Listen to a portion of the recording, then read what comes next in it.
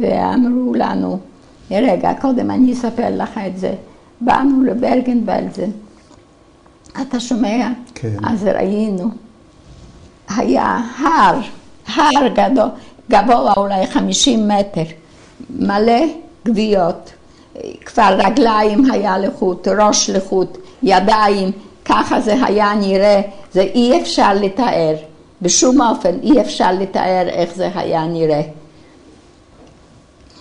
ושם היה את המחנה שלנו, את הבית, איפה היינו צריכים להיכנס. וזה היה על יד, יצאת מהדלת, אז זה היה את ההר עם הגוויות. אי אפשר, לא מתארת לי איך זה אני ראיתי את זה, מה זה היה.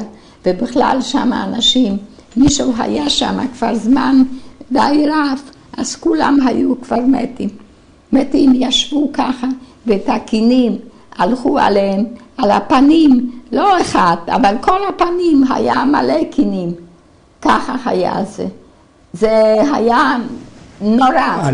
על הגוויות? לא על הגוויות, על האנשים, משהו ישבו שם כבר כמעט מתים, משהו היו יותר זמן. אנחנו זה היינו שם שבועיים, זה עוד היה מזל גדול, אם לא גם היינו מתים. מישהו בא לברגן-בלזן, כולם היו מתים.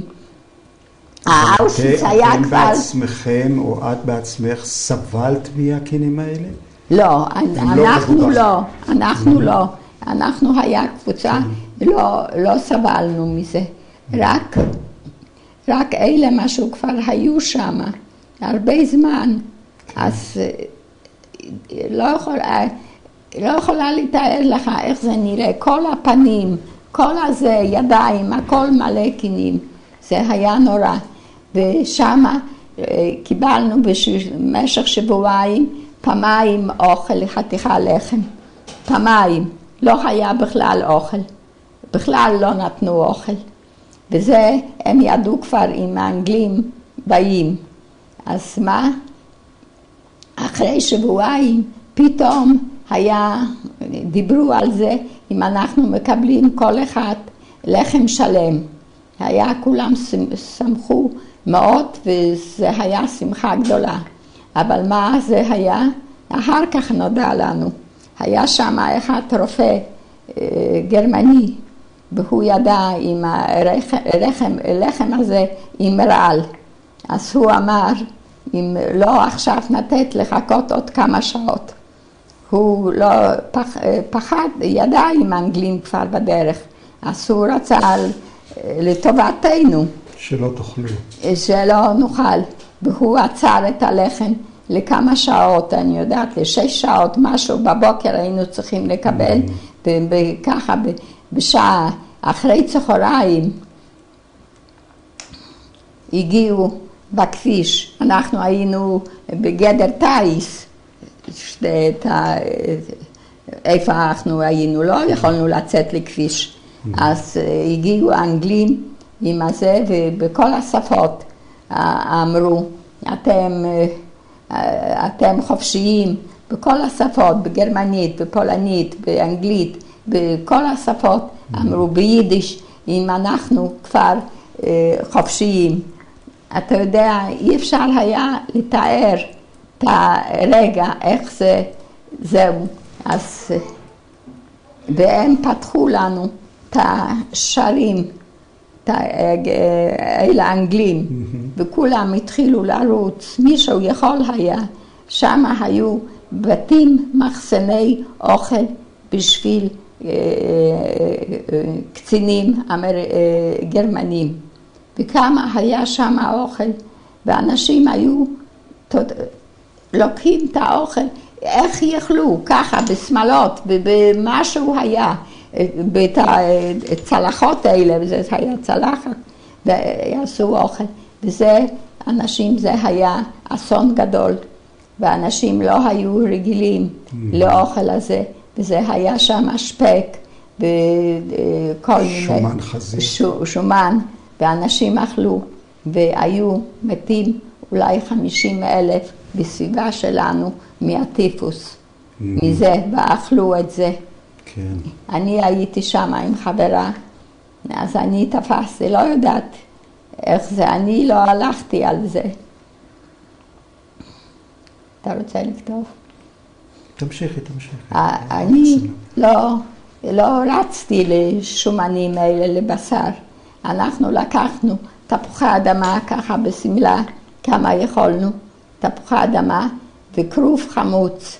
היא לקחה כרוב חמוץ ואני תפוחי אדמה, ועשינו, לא יודעת איך עשינו את האש. זה לא יודעת, היה לנו, מצאנו איזה דלי, ובישלנו את התפוחי אדמה עם המים. מאיפה היה לנו מים גם לא יודעת, זה ממול שם, איפה היו את הבתים של אס-אס עם המים, ובישלנו זה אולי שעתיים, ככה עשינו ככה עם ירוח, אם זה יתבשל, סוף זה יתבשל, ואנחנו שמנו דלי מלא, מי יכול אפילו לאכול דלי מלא תפוחי אדמה, אז אכלנו את התפוחי אדמה, עד לא יכולנו יותר, וזה אחרי זה האנגלים לקחו ועשו לנו דיסאינפקציה, זאת אומרת, הם על כל אחד עשו אבקה, חיטוי, על כל אחד, מראש עד הרגליים, אם לא יהיה לנו תקינים. לנו לא היה, אבל היה שם המון, ועברנו לגור,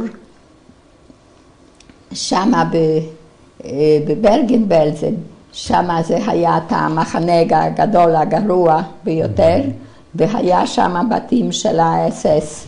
אנחנו כבר, הם אמרו אם נעבור לגור בבתים אלה של אס-אס.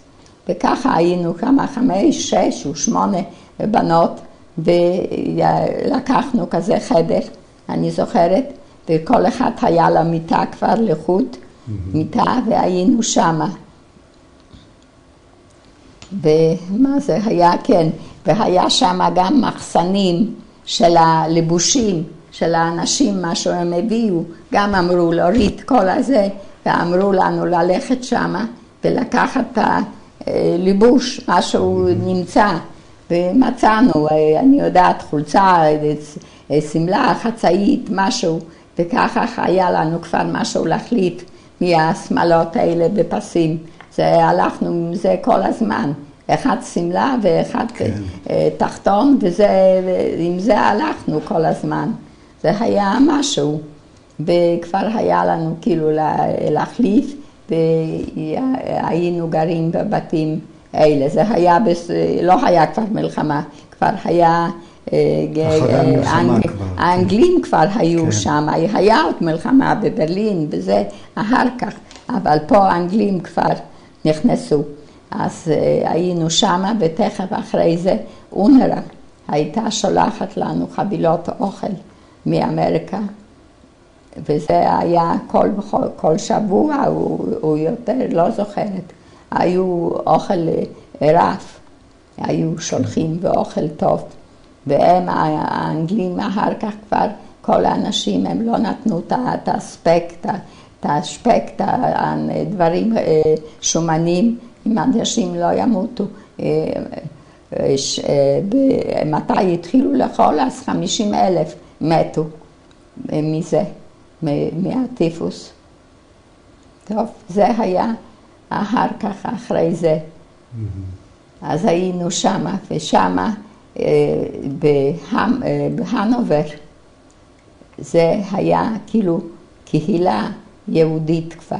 היה שם יהודים, ואני עם החברה שלי נסענו פעם להנובר, כאילו לקבל לא פספורט, אבל כרטיס, אם אנחנו קיימים, אתה מבין? כרטיס כזה, זה, אם אין לנו ארץ, בלי ארץ, אבל כרטיס מי שם ומי היה